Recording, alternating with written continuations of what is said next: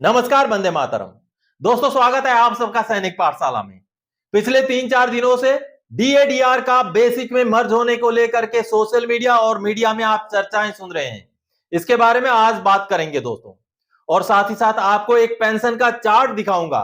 आपका बेसिक, आपका डिसेबिलिटी 50% मर्ज हो जाने के बाद कितना हो जाएगा वो समझाऊंगा, और कैसे बढ़ोतरी मिलेगी वो भी समझाऊंगा। और साथ ही साथ बेसिक में मर्ज हो जाने के बाद और ऐसी क्या चीजें हैं जो बढ़ जाएंगी, उसके बारे में भी आज के इस वीडियो में चर्चा करेंगे। तो दोस्तों, जिन भी व्यूअर्स को लगता है कि सिंपल सा कैलकुलेशन है, ये तो हमें भी आता है, इसके बारे में बता के क्या फायदा, तो वो वीडियो में आगे ना बढ़े। और जिनको लगता है कि कुछ समझने को मिलेगा, वो ही वीडियो में बने रहें। तो चलिए दोस्तों, आप चाहे फैमिली पेंशनर हो, चाहे सर्विस पेंशनर हो, आप चाहे आर्मी, नेवी, एयरफोर्स किसी के भी हो, चाहे एक्स ग्रुप के हो, चाहे वाई ग्रुप के हो, चाहे सिपाही हो, चाहे ऑनररी कैप्टन हो, आपके भी मन में कहीं ना कहीं यह सवाल तो जरूर आता होगा कि अगर बेसिक में मर्ज हो जाए हमारा डीएडीआर तो कितना बनेगा, कैसे फायदा मिलेगा, और बेसिक के अलावा और ऐसे क्या चीजें हैं जिनका फायदा हमें मर्ज हो जाने की वजह से मिलेगा। तो उन सभी बातों को आज के इस वीडियो में चर्चा करेंगे। तो चलिए, जैसे बोर्ड पर पॉइंट मैंने लिखे हुए हैं उसी हिसाब से आगे बढ़ते हैं। सबसे पहला पॉइंट, जैसे आप देख पा रहे हैं दोस्तों, क्या अब 50% डीएडीआर मर्ज हो जाएगा? सबसे बेसिक और सिंपल सा सवाल और महत्वपूर्ण सवाल, क्या अब मर्ज हो जाएगा? आप सबको बता दूं दोस्तों, सरकार की तरफ से ऐसे कोई भी संकेत सीधे सीधे या कोई भी आदेश सामने नहीं आए हैं, लेकिन पिछले कुछ दिनों में कुछ ऐसे घटनाक्रम हुए हैं जिससे इस बात की ओर इशारा मिलता है कि 50% मर्ज हो सकता है। सबसे पहला, 2 महीने के एआईसीपीआईएन के आंकड़े जारी ना होना। दोस्तों, एआईसीपीआईएन के आंकड़ों के आधार पर ही हमारा डीएडीआर तय होता है, और पिछले अगर रिकॉर्ड्स हम देखें तो कभी भी इस तरीके से एआईसीपीआईएन के आंकड़ों को नहीं रोका गया था। तो हो सकता है ये एक वजह है कि 50% मर्ज होने का कारण बने।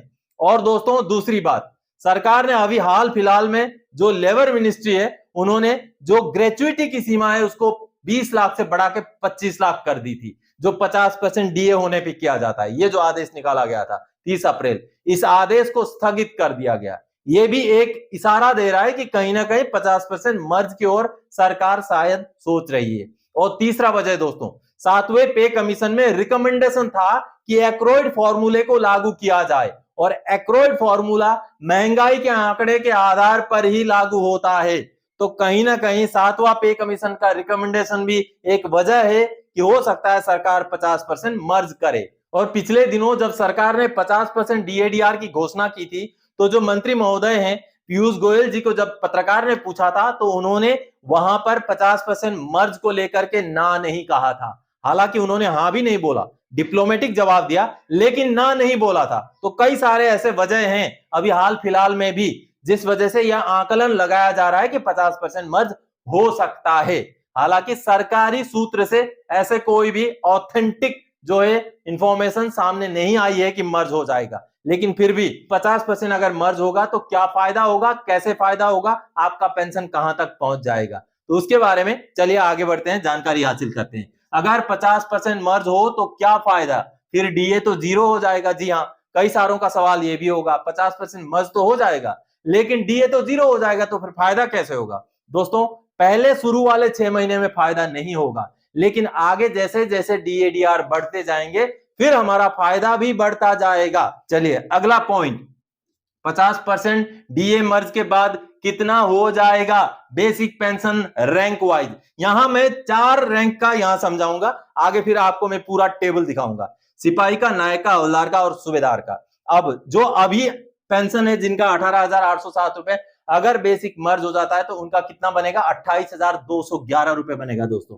28,211 रुपए बनेगा, यानी कि कुल मिलाकर के 9,404 रुपए की बढ़ोतरी। जिनका आज के डेट में 21,244 रुपए, उनका बनेगा 31,866, उनका बनेगा 31,866 दोस्तों। यहीं अगर डिसेबिलिटी की बात करूं, अगर आप 50% डिसेबिलिटी लेते हैं, अगर आपका पेंशन ये है, तो आज के डेट में आपको 5,642 या 43 रुपए मिल रहा है, तो वो बढ़ के कितना हो जाएगा दोस्तों? 9,404 रुपए हो जाएगा, 9,404 रुपए हो जाएगा, यानी कि इसमें बढ़ोतरी हो जाएगी दोस्तों 2,821 रुपए की, 14,676 रुपए, ₹676 उनका डिसेबिलिटी बन जाएगा। और कुल मिलाकर के बढ़ोतरी दोस्तों, डिसेबिलिटी का ये बढ़ोतरी और जो सर्विस एलिमेंट का बढ़ोतरी, दोनों का बढ़ोतरी डिसेबिलिटी पेंशन वालों को मिलेगा। और जिनको डिसेबिलिटी नहीं मिलता है उनको सिर्फ सर्विस एलिमेंट में बढ़ोतरी मिलेगा और ये हो जाएगा आपका नया बेसिक। अब चलिए, इसमें बहुत सारे पेंशनर्स का पेंशन इंक्लूड नहीं है, तो मैं एक चार्ट आपको दिखाता हूं, पेंशन का चार्ट,